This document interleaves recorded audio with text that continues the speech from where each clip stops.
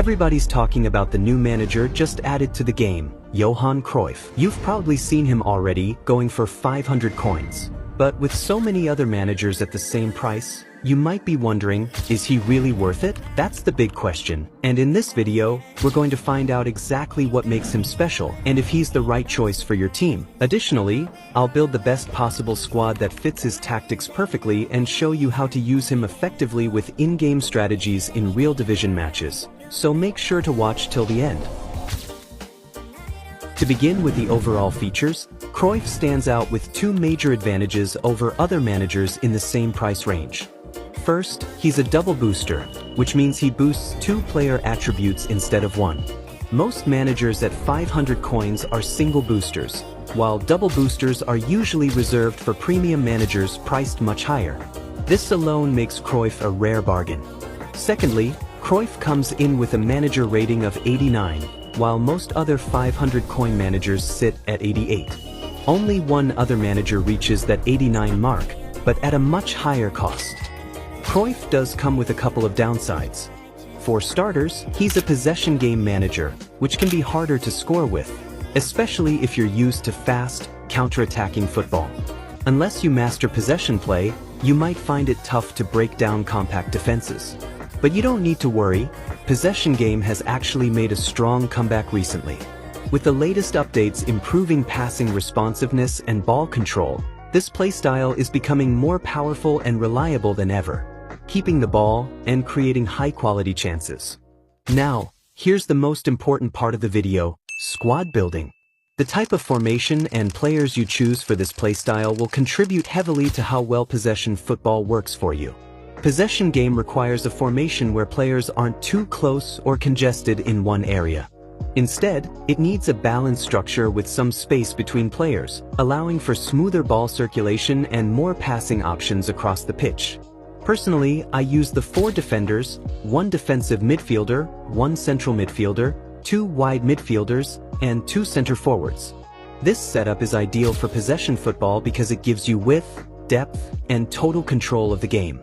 It allows you to move the ball from side to side with ease, stretch your opponent's shape, and patiently create high-quality chances. The wide midfielders also provide natural width without pushing too high, helping you keep your structure and control the tempo. Now let's talk about player roles. For the goalkeeper, go with a defensive goalkeeper. In possession football, your defenders typically sit closer to your box, so there's no need for a sweeper keeper. His main job is to stay alert and make solid saves, simple and effective. For the center backs, use a combination of a build-up and a destroyer. For the fullbacks, I recommend 1 attacking and 1 defensive. This gives you balance. One can support forward play while the other holds the line. If you have top-tier players and don't want to leave anyone out, you can go fully attacking or fully defensive, but always keep the overall structure in mind. In midfield, your defensive midfielder is absolutely vital. You need someone who holds position and shields the backline. That's where an anchor man fits perfectly. He operates between the central and defensive lines, acting as a pivot in possession and dropping into defense when needed. He's the spine of your setup. For the central midfielder, go with a box-to-box who can support both attacking and defensive phases. Alternatively, if you're using wing forwards, you can opt for an orchestrator or creative playmaker with excellent passing stats. Set him to stay deeper and play passes toward the wings, helping you recycle possession and stretch the field. For the right and left midfielders, I suggest using 1 creative playmaker and 1 cross specialist.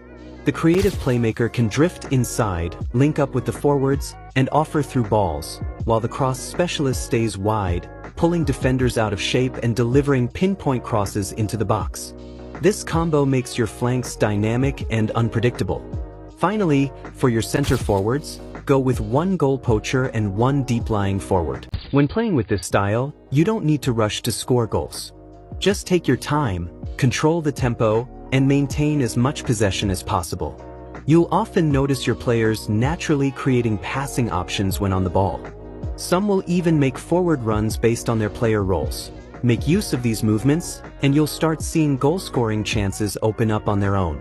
Now, if your opponent starts catching on to your patterns, maybe they're reading your central build-up or blocking your short passes. Switch things up. Start attacking through the side with your cross specialist or your attacking fullbacks and begin spamming crosses. If they adjust to that, switch back to your original game plan. This constant switching keeps you unpredictable, making it harder for your opponent to defend and giving you more control over the match. And hey, if you're struggling with dribbling or pulling off skill moves, I've got you covered. Just click on this video right here. It's packed with tips and information that could really level up your game. So yeah, see you there, I guess.